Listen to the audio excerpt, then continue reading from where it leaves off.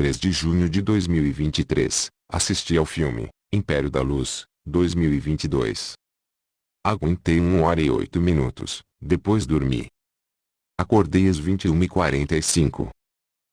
4 de junho de 2023, vi uns 40 minutos do filme Homem-Aranha, De Volta ao Lar, 2017. Tinha visto em 2017, tempo suficiente para que eu esquecesse quase completamente das cenas e da trama. Acabei dormindo no meio da ação. Com sono, parei de ver.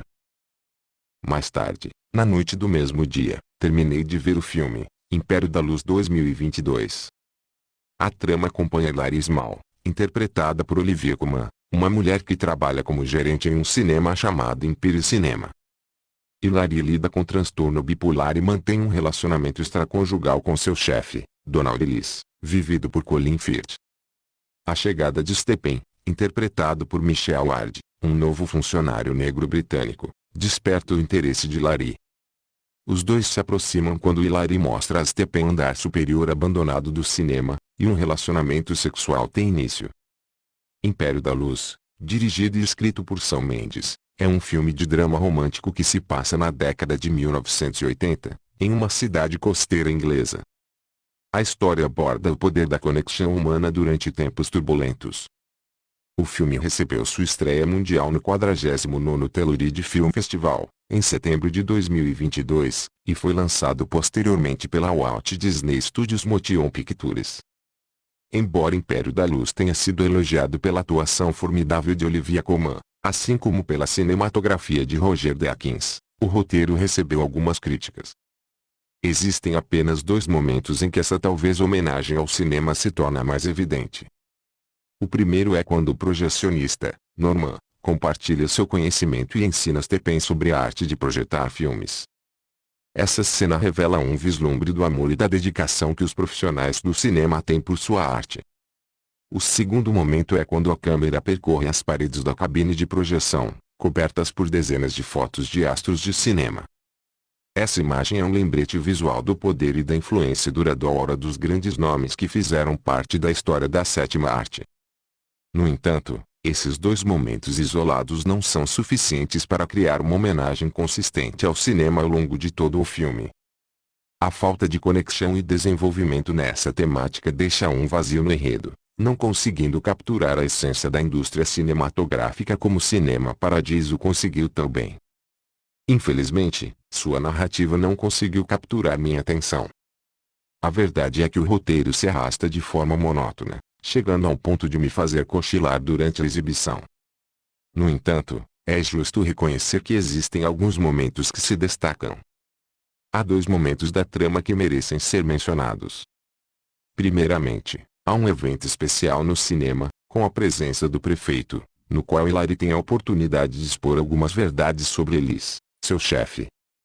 O segundo ponto alto é a invasão do cinema por um grupo de rapazes racistas. É um momento em que a trama ganha um impulso significativo e desperta emoções genuínas, ajudando a despertar o cinéfilo entediado. No entanto, o desfecho do filme é triste e pode levar algumas pessoas às lágrimas. Embora seja um ponto positivo em termos de evocar emoções, não é o suficiente para compensar a lentidão geral do roteiro. Em resumo, Império da Luz tem alguns bons momentos, mas no geral, o roteiro se arrasta e pode ser entediante. É um filme que pode atrair cinéfilos que buscam uma experiência mais emocional, mas pode deixar outros espectadores desanimados. Não sei se o objetivo do roteirista e diretor Sam Mendes era prestar uma homenagem ao cinema. Se era, ele falhou de forma lastimável. O filme é muito inferior aos melhores trabalhos de Mendes, como Beleza Americana, 1999, Estrada para a Perdição, 2002, e 1917, 2019. Nota: 2. 7 de junho de 2023, assisti ao filme Os Impiedosos, Madigan, 1968. Já tinha visto há vários anos. Madigan é um filme policial neo-noir americano que combina elementos de suspense e drama. Lançado em 1968 e dirigido por Don Siegel, o filme conta com um elenco de renome, incluindo Richard Widmark, Henry Fonda e Inger Stevens. A trama se passa no Harlem espanhol da cidade de Nova York, onde os detetives da polícia da Madigan e Rocco Bonaro perseguem um bandido procurado chamado Barney Benesch. No entanto, eles são enganados pelo criminoso e suas armas são roubadas. Enquanto lidam com a pressão de recapturar Benesch, os detetives também enfrentam problemas pessoais e escândalos dentro do departamento de polícia. Madigan é um filme que retrata o lado sombrio e perigoso do trabalho policial, mostrando os desafios enfrentados pelos detetives em suas missões. Richard Widmark entrega uma atuação convincente como detetive Madigan, trazendo uma mistura de determinação e vulnerabilidade ao personagem. Henry Fonda interpreta o comissário de polícia Anthony X. Russell, que enfrenta dilemas éticos e pessoais ao longo do filme. A química entre os dois atores é palpável e contribui para a dinâmica do filme.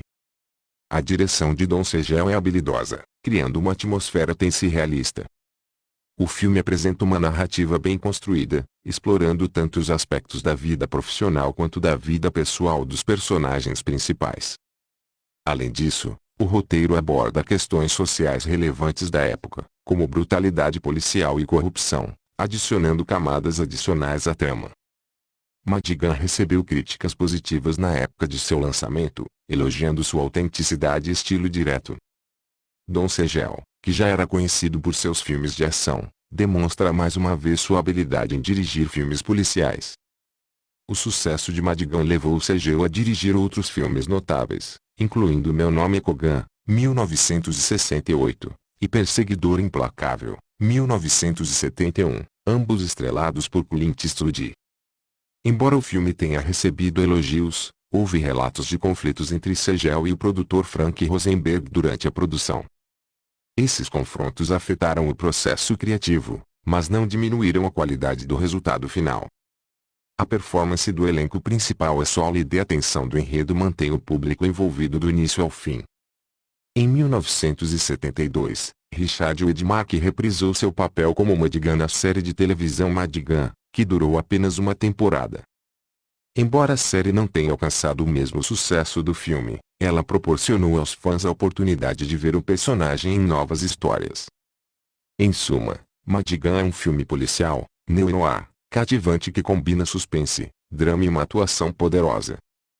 Com uma direção habilidosa, trama envolvente e um elenco talentoso, o filme continua sendo uma obra destacada dentro do gênero policial.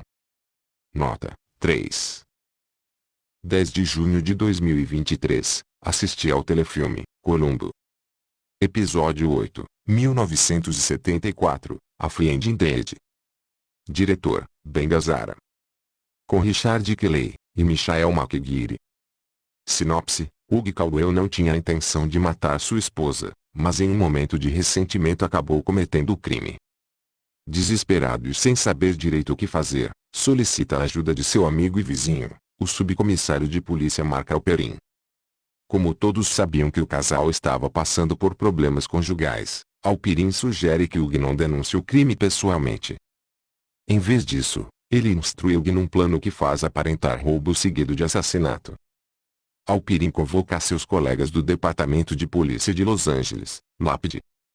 Dentre eles está o sagaz Tenente Columbo, que logo nota pequenas discrepâncias no relato de Halperin. A Friend in Dead é um dos bons episódios da série Columbo, em grande parte devido à ótima interpretação de Richard Kelly no papel do vilão assassino, o comissário Halperin. Sua atuação como um policial inescrupuloso e obstinado, disposto a vender seus ideais e o distintivo que jurou defender, tudo para garantir a posse dos milhões de sua esposa elevem a qualidade da trama. Não vimos uma vilania tão obstinada desde o frio Dr. Mayfield interpretado por Leonard Nimoy em Astite em Crime 1972. Halperin aposta alto e é um inimigo muito perigoso, ingredientes que tornam sua queda final em um dos momentos mais empolgantes do embate intelectual entre Columbo e o assassino. No entanto, o episódio apresenta algumas falhas na trama escrita por Peter S. Fischer que podem prejudicar a degustação cinematográfica do espectador. Por exemplo, quando o comissário Halperin examina o arquivo policial de Artie Jessup, o endereço residencial de Jessup está listado em sua totalidade como 874 South Central Ave. Halperin vai para aquele endereço, um prédio de apartamentos, com a intenção de plantar evidências para incriminar Jessup.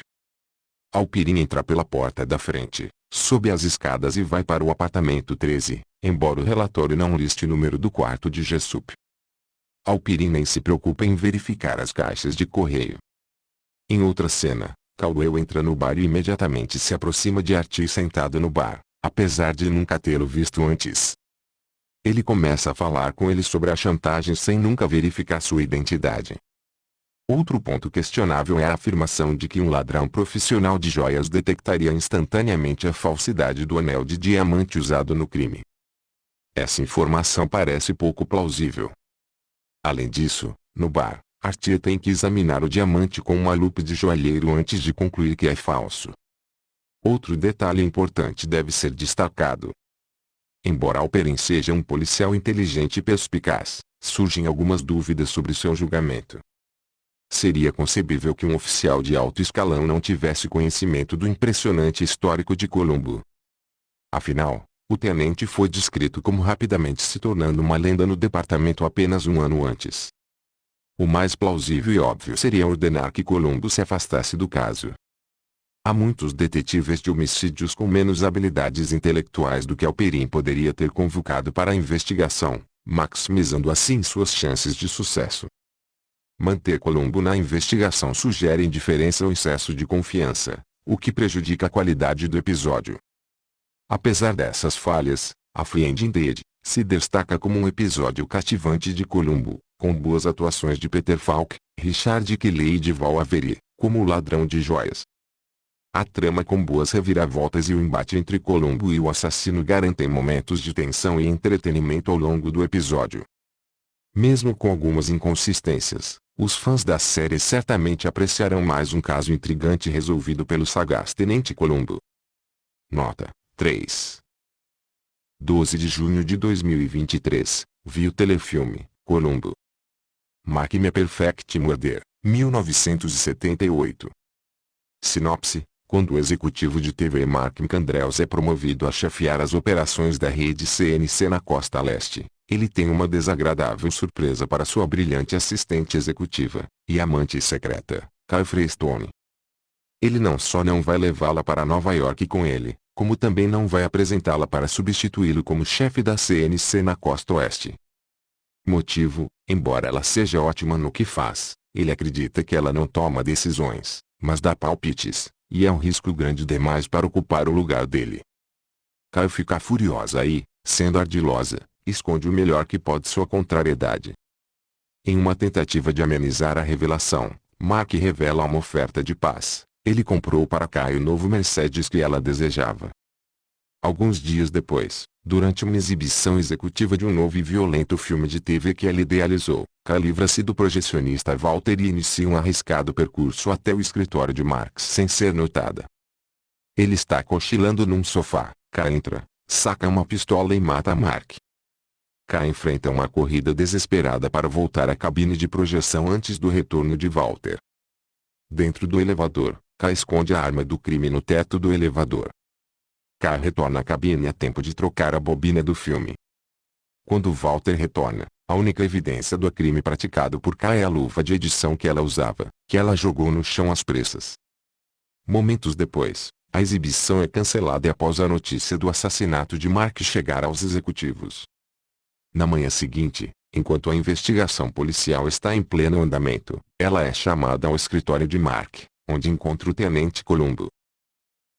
O roteiro é de autora de Robert Blaze, 1918 a 2015, e não é perfeito. Existem falhas. Talvez as duas mais graves sejam: 1. Foi estúpida a ideia de Kyle esconder a arma do crime no teto do elevador, visto que, por causa da iluminação e transparência do teto, a arma fica visível. 2. Kyle jamais poderia descartar a luva jogando-a no chão da cabine, deveria discretamente mantê-la consigo e dar uma desculpa para o projecionista. Por qual motivo Columbo visita a casa de praia de Mark? Possivelmente para que ele estivesse disponível para pegar uma entrega da jaqueta que pertence a Kyle. Porque uma mulher ambiciosa como Kyle Freestone iria voltar a entrar naquela casa humilde em ruínas só para recordar seu passado. Faz sentido Columbo aparecer naquela casa só para ter uma conversinha com Kyle? O roteiro não deixa claro qual era o relacionamento entre Kyle e Valerie Kirk, parece ter conotação homossexual. Kai tratava de forma rígida outros subalternos, enquanto que com Valerie, que aparenta ser viciada em alguma droga, é amorosa e tolerante. Esse tratamento diferenciado prejudica a própria emissora de TV. Mark provou estar certo em sua decisão de não promover Kai, dada a maneira tola como ela lida com as coisas quando está no comando.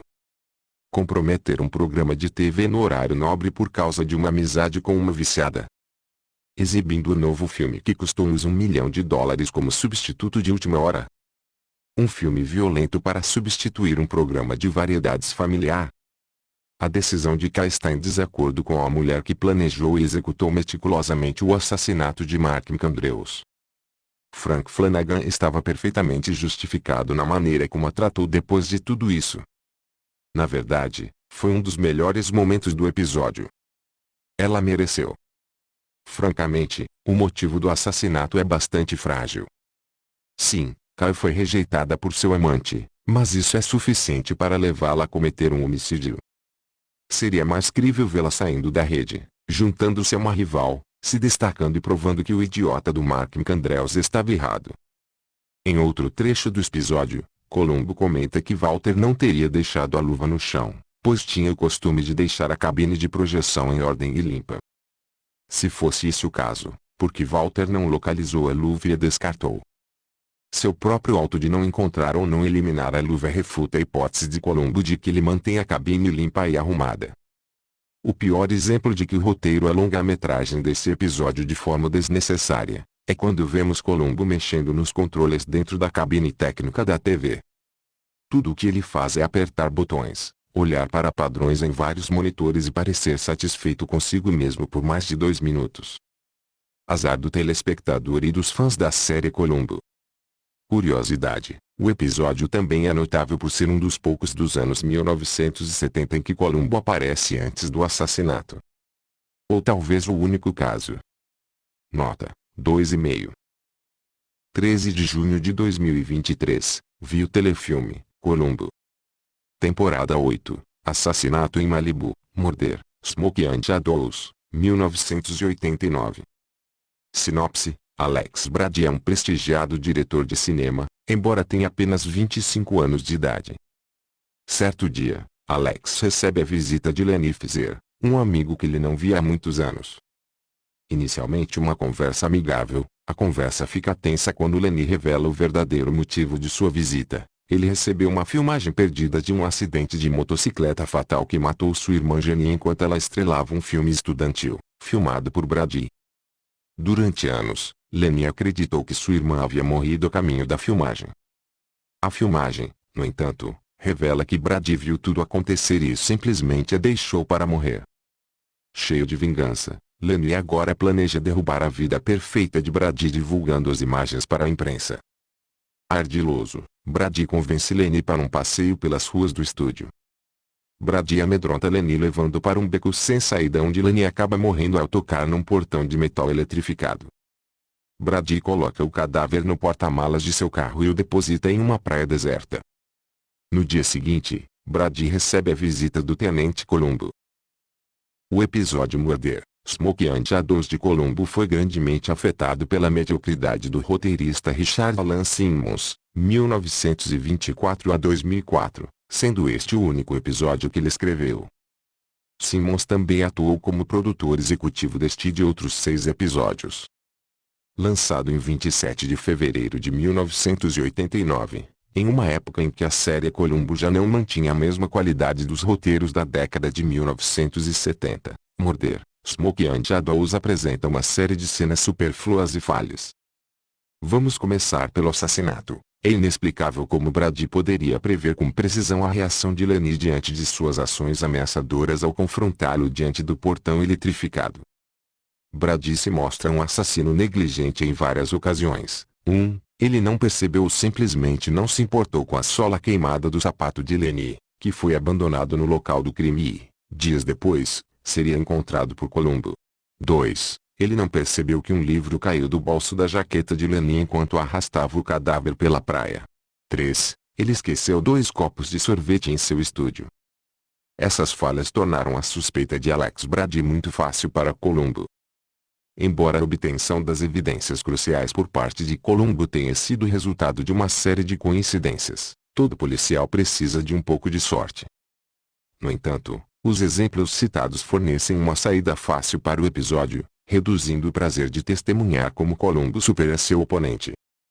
Outras falhas no roteiro incluem: 1. Columbo vagando livremente pelas ruas do estúdio sem encontrar qualquer segurança para bloquear seu caminho, até que ele descobre o salto do sapato queimado. 2. A decisão surpreendente de Brady de permitir que Columbo permanece em seu estúdio, em vez de mandá-lo embora, permitindo que o intrometido detetive encontrasse os 2 copos de sorvete e o anuário da faculdade de Brady em uma estante de livros. Posteriormente, descobre-se que o anuário continha, como marcador de página, o bilhete da turnê pelo estúdio de Lenny. Mais uma vez, o episódio é prejudicado por cenas supérfluas que prolongam desnecessariamente sua duração, e o final espetacular é difícil de suportar. Eles levaram a extremos ao fazer Peter Falk aparecer vestindo um casaco vermelho e uma cartola, como se fosse um apresentador de circo. Além do roteiro, o filme também peca por ter escalado o jovem ator Fizer Stevens interpretando o vilão Alex Brady. Ele não era um ator importante naquela época e até hoje não participou de algum filme relevante. Sua interpretação como Brady é apenas tolerável. Nota: 1,5.